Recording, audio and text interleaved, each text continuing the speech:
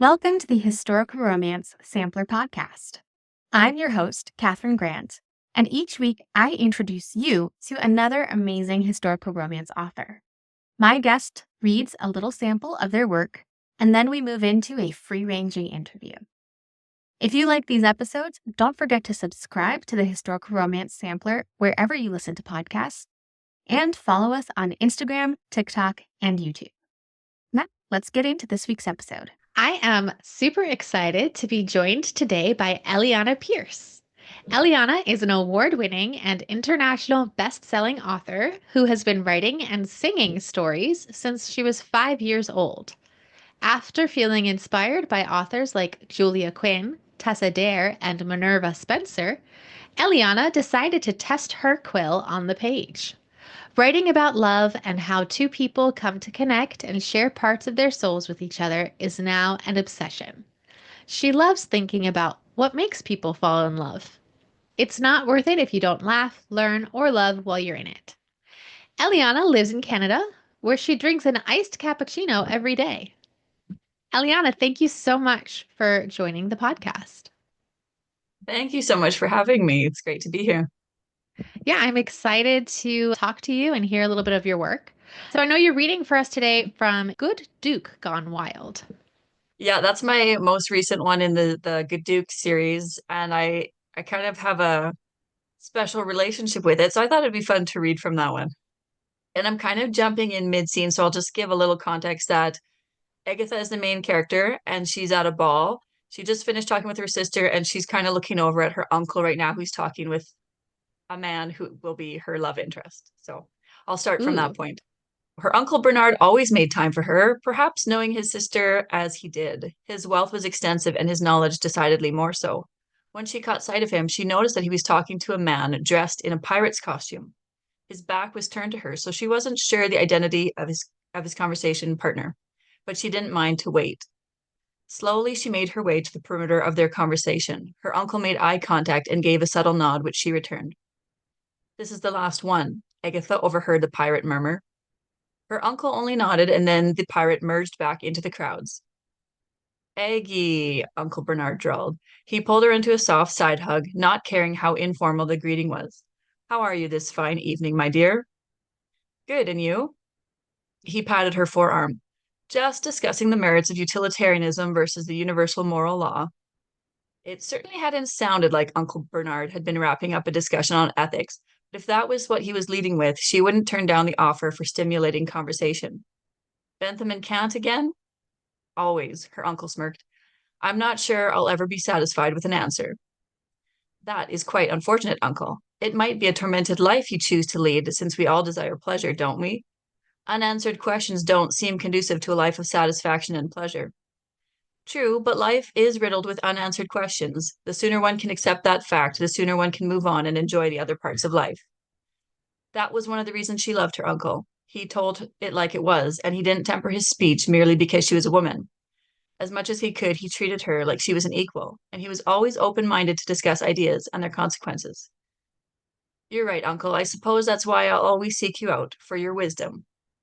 His amused smile softened her heart. If nothing else, she always had her uncle to converse with, to actually carry on a conversation of substance, to challenge her intellect, gain knowledge, and exchange ideas. Perhaps if she did that enough, she would gain some of the real-world experience she needed for her writing. But even she didn't believe that. Under normal circumstances, Jude would have quit the ball directly after his conversation with Bernard. He had received his orders, as strange as they were, and he was free to start them early should he care to set sail tonight. And he would have done so had he not overheard the brief exchange between the uncle and his niece. Those few short phrases tossed between the two had furrowed their way under his skin. Most women at these balls were dressed to impress a duke, snag a husband, and submit themselves to their future marriage. Countless conversations he had undergone over the years still tortured him with their mind-numbing tedium. The exact color of a gown, when he had one time gone out of his way to compliment the lady on her red dress, and she had corrected him, stating it was crimson. The weather of a summer season, namely, and somehow inexplicably surprising, as if the woman hadn't observed the pattern of summer weather over the last almost 2 decades. And of course, the gossip. He shuddered, that being his least favorite of all. If he did perchance find a girl willing to chat and she spilled gossip, that was his cue to pass the baton on to someone else. He was just not interested in hearing someone who he didn't really know, talk about someone else who he surely didn't know, do something to a third party who he also didn't know. He had tried that life and left it behind for privateering. And if some being many, mistook him for a pirate, so be it. Either way, it meant that they would likely not be making attempts to secure his attentions. If his reputation had to suffer in order for him to avoid title-seeking women, he was content to make that sacrifice. But that one little conversation had nudged something within him that he thought had died. The fact that something within him had budged at all indicated life was still present, but perhaps had only fallen asleep. So, acting contrary to his natural inclinations and habits of the past decade, more or less, he followed the niece in hopes, that was exaggerating the feeling, of having a stimulating conversation with her himself. And perhaps he would even ask her to dance. What harm could come from one conversation? It would be refreshing. And he wanted nothing more than to be refreshed. It sounded like the kind of experience he needed right about now. Chapter 4. So, into Kant, are you? Oh no, dread filled his body, one shovelful of dirt at a time. He could feel the dirt piling up, heavy, grimy, threatening to tumble out of his mouth, except it already had tumbled out in the form of that atrociously horrendous, bacon-brained question. Had it really been that long since he had tried to woo a woman? This couldn't be considered wooing. This was scaring, or worse, scarring. The last time he had even attempted to banter with a woman, he was absolutely sure it had been more smooth than this asinine approach. Surely he had said something more charming about her dress, her eyes, her smile, or something. Anything. A large part of him, also known as his dignity, wanted to slap his hand over his eyes and just walk away. At least he could keep his pride intact and recover alone. No one the wiser. She would never even have to know who he was or who had asked the question. The question to beat all ridiculous questions. What the devil was he thinking? That had to be the worst line he'd ever used on a woman. What was he hoping her response would be?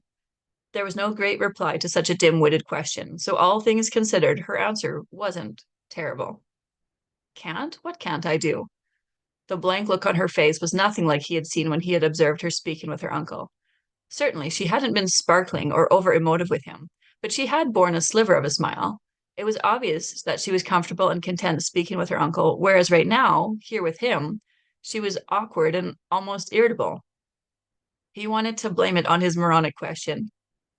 You read Kantian ethics? No, and that bland look that was at first forgivable was now vexing. You never discuss his categorical imperative? He was no longer resenting those shovelfuls of dirt. In fact, he was almost welcoming them. Perhaps if he had enough of a pile, he could be completely disguised underneath it, and then he could burrow a tunnel out of this conversation. And why stop there? It only made sense to continue tunneling out of this damn ballroom. Her eyes went wide at his question, though, and he thought for a split second that just maybe he had caught her in a lie. Though at this point, only God knew two things. One, why she was lying, and two, why he even cared to catch her in it. There was only one thing he hated more than lying, and that was ignorance. For this woman to be the bearer of both meant that she may as well have been waving two large red flags in front of a raging bull. He, of course, being the bull about to charge, and she the matador, though why he wanted to assign her that much power over him was beyond bewildering. This whole encounter was proving to be disastrous, just like every other run-in with other women at a ball, or soiree, or musicale, or anything. It was part of the reason he was a privateer in the first place.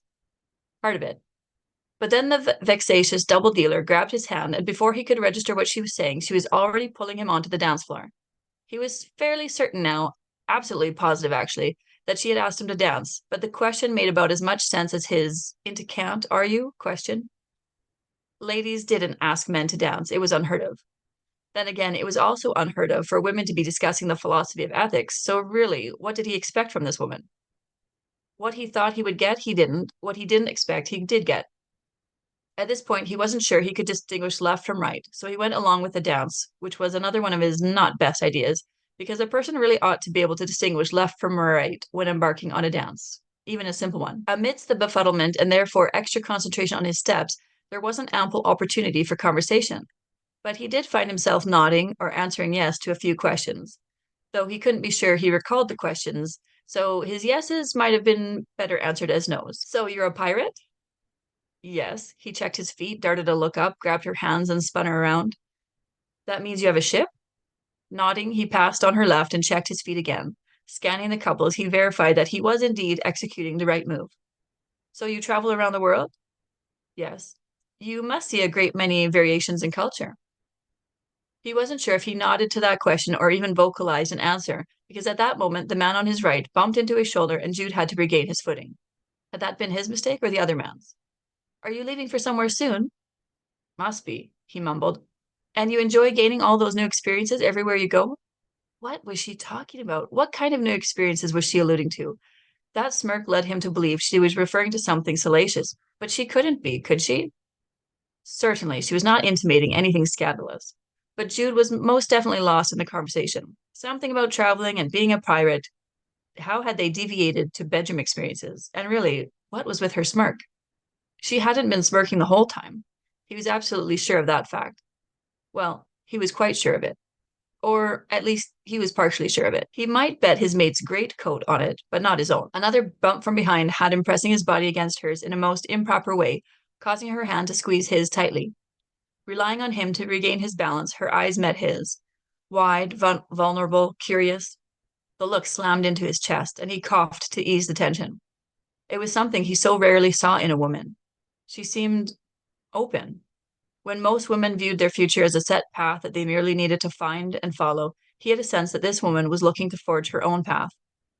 Her gaze dropped to her shoes, and he thought he felt a slight tremor in her hand. After a deep inhalation, she looked up into his face, and he felt as though she were now wearing two masks instead of one. Then she had to go and do the one thing he abhorred the most. Did you see what happened at the Ashbourne wedding? Gossip. No, he would indulge this single question, and that was it.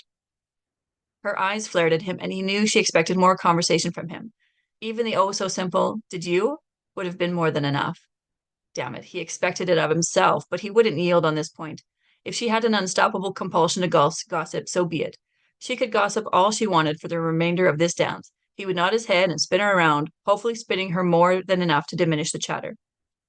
Ugh, this irritable woman had turned him into one irritable man, and he did not like it one bit.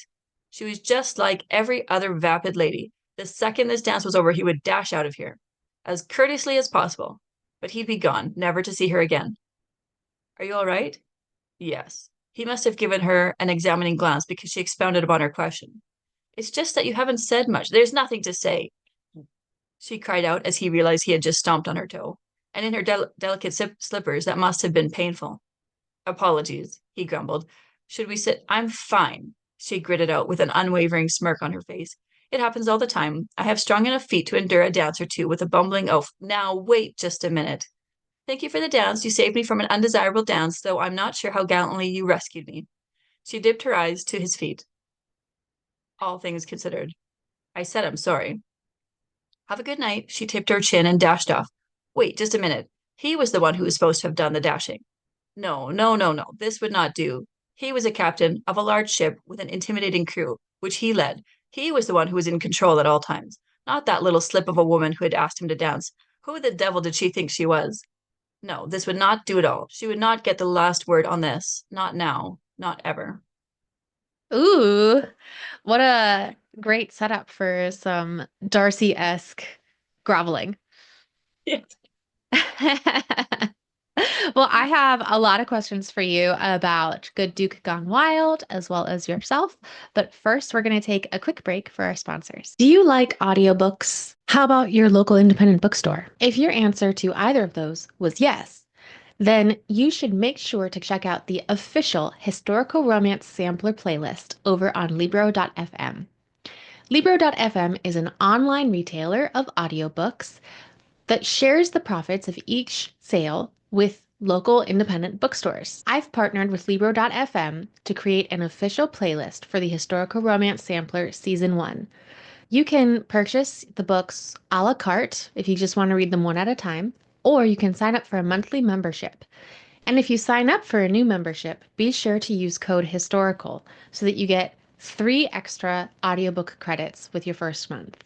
Follow the link in my link tree to check out the playlist and start shopping. And now back to this week's episode. I am back with Eliana Piers, who just read a sample from Good Duke Gone Wild. And you kind of set it up saying you have a special connection to this story. So I want to start by asking, what is that special connection? Yeah, of course. There's two things that kind of connect me to this character and to this story. It is about a woman who feels sort of confined in a place and in a role and maybe like a little stunted. So she's tried things and they didn't work, and she's getting criticism from areas that obviously she would rather not have, and that's from her mother. And then she's like, no, I'm tired of this. I'm going to seek out the experiences I want. I'm going to do it. I don't care what anybody thinks. I don't care what sacrifice it takes. I'm going to just go for it. And I relate to her in the aspect that she wants to just go for it, that she's tired of the place she's been. And she's hearing some feedback on her. She's an author, by the way. So she hears feedback on being an author, and she's like, I'm going to do what it takes to be better. So that's where I relate to her. Not in the other areas that I might have mentioned more specifically to her. And then also, I have a special relationship with this because this book had some interesting reception from readers. Some people really liked her, and some people felt that she was aggressive. And I love that because what is more true than a woman coming across as aggressive when she just goes for it? And there's a line, right, where we think as women, okay, is it aggressive because I'm a woman, or is it aggressive because as a person that was just aggressive? So that I really find such an interesting, like, real world experience. Oh, yeah, that is interesting. It is Yeah. hard when heroines that we write are. I've had the experience where I write a heroine, I'm not aware that she's unlikable. And Yeah. then my readers let me know, and I'm like, oh, poor thing.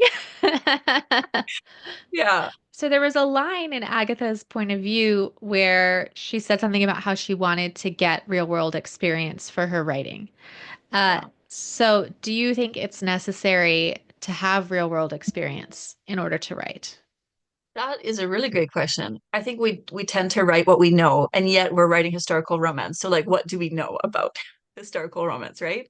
But we still tend to write what we've experienced because we have the closest emotional ties to it, the closest like intellectual processing of that experience. So that just tends to come in, I think, at least for me, into writing.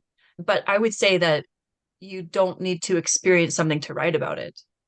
You just tend to include like the way you've processed through feelings or the way you've processed through thoughts and decisions and everything. And so that kind of comes into play. Yeah. I related Yeah. to that line because I started writing novels when I was 12. And so there was a lot of my parents were very supportive of me, so I was like writing these full novels and like taking them, Yeah. to teachers and stuff. But there was this this sense of like, well, I have to wait to be an adult to actually be Mm. able to write something that will resonate with other people because I don't know what life is. And I do think as I've grown, there's just more nuance to my writing. It's not just these Yeah. fantasies that I have. Yeah, exactly. When you go through life and you come out the other side of an experience or the other side of an event in life, it totally shifts your perspective. You hopefully feel like you've gained some wisdom about something. Yeah, and empathy for other people as well. Yeah, for sure.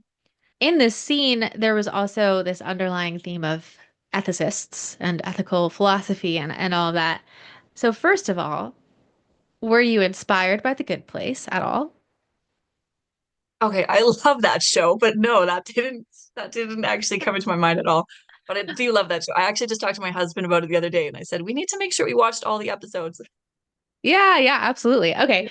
And so then I'm curious, in introducing Kant and Bentham to this text, what thematically are you hoping that readers will take away? So I got a minor in philosophy in my university studies, and I love the idea of discussing ethics, and I just love the discussion of it, and I love the idea of walking through hypotheticals and walking through like what would that mean if we applied that. So I think that it was kind of a subconscious thing that came out in this particular scene, but obviously like it's somewhere deep in me as well that's probably why it came out. I've had the idea of philosophy of ethics in a few of my books. And in this particular case, like I wanted to show that she she seeks answers, but there's not always answers. I Yeah. think that's what, yeah, underlying is like we should always be seeking answers. And sometimes there's not an answer. And that is probably one of the hardest things in life to accept is we don't always get closure on things. We don't always get a black and white answer. It's like we're always just trying to navigate something. And the discussion is what makes it enjoyable, torturous, but purposeful, I would say. Yeah. Okay. Yeah. Are there philosophers who have particularly good philosophies of love, in your opinion? Oh, wow. I don't think I've actually gone down that road. I would love to look at that. I know like Plato's most common one, which is like the two parts, right? Finding each other. I don't know any others though. So All I think right. that's like something to probably go down a rabbit hole on. Unless you have one that you want to bring up, I'd love to hear. I don't know. I don't know any Yeah. philosophers, but that's your homework. I'm gonna follow Yeah. up with you in a year or so and be like, Thank you. have you researched this yet? Yeah. Okay, so you are pretty prolific. You've got lots of books out. So I'm really curious, two things. Number one, what inspires you? Is it the dialogue that calls to you, the characters, themes, a scene? Oh, scenes for sure. When you said that, that's the one that resonates with me. I'll get a scene in my head. And I've heard this said by others people. They're like, you write a whole book just so you can write one scene. Like, that's me. Okay. Yeah. Yeah. And so you have some pretty robust series. Do you do a lot of series planning before you start writing the books? With my first series, The Good Dukes, I have to admit I planned very little. I planned like the first two books, kind of. Like I knew that I wanted to write the four main characters that are in the two books. And then afterwards, I was like, I should just keep this series going. So I brought in some characters that I had mentioned in the first book, and that kind of helped write the next few. But then with my subsequent series, like series The Dukes for Christmas, I planned that one a little bit more. I planned the first three books and then I planned the next two together. And then with my third series, The Ashbourne Legacy, I planned that all in one go. I planned all seven and I was like, this is where it's gonna go. This is the direction. And then with my new series, it's sort of in progress right now. It's the one with the Wanted Woman. And that one is probably it's been planned, but it is kind of all over the place in a way because it's in all different collaborations, but it's all connected and that has been planned. So there's a theme and a book that goes throughout and the family and friends that are connected, but it's just distributed differently because it's in different collaborations and whatnot. And Yeah. then the other series that's coming out this month, the brand new one with Dragon Blade, that was also planned up front.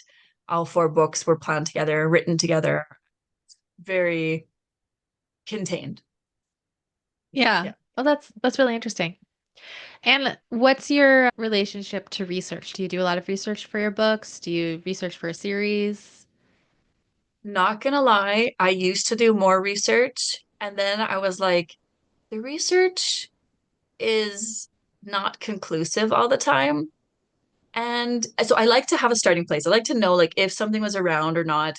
But at the end of the day, like I didn't live that time period. And I have no idea what was there, like how things were received, what ideas were like underground or grassroots that were never documented.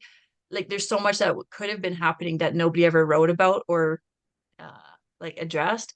So I tend to be historically inaccurate for a lot of readers, which is okay. I try to make that disclaimer up front, but I also try to push the boundaries of it. So if I know, like, for example, I've brought in golf in one of my books and I knew that golf was like relatively new or maybe even like a few years later, I tried to make it like it's the brand new thing in my book so that people knew that I had done some research about it, but I was trying to push that time and like bring something earlier in because I love the idea of innovating and and people like thinking of the new thing. And so that is probably seen within a lot of my books that my characters were the first or among the first to adopt an idea, an activity, or a thought or something. Yeah. Well, I think it's a good time to move on to our game, Love It or Leave It. Oh, nice. Do you love it or leave it? The protagonists meet in the first 10% of the story. Oh, yes. Love it. All right. Love it or leave it, dual point of view narration. Yeah, love it. Love it or leave it, third person, past tense. For historical romance, love it. All right. Love it or leave it, the third act breakup or dark moment. This is not a cut and dry for me.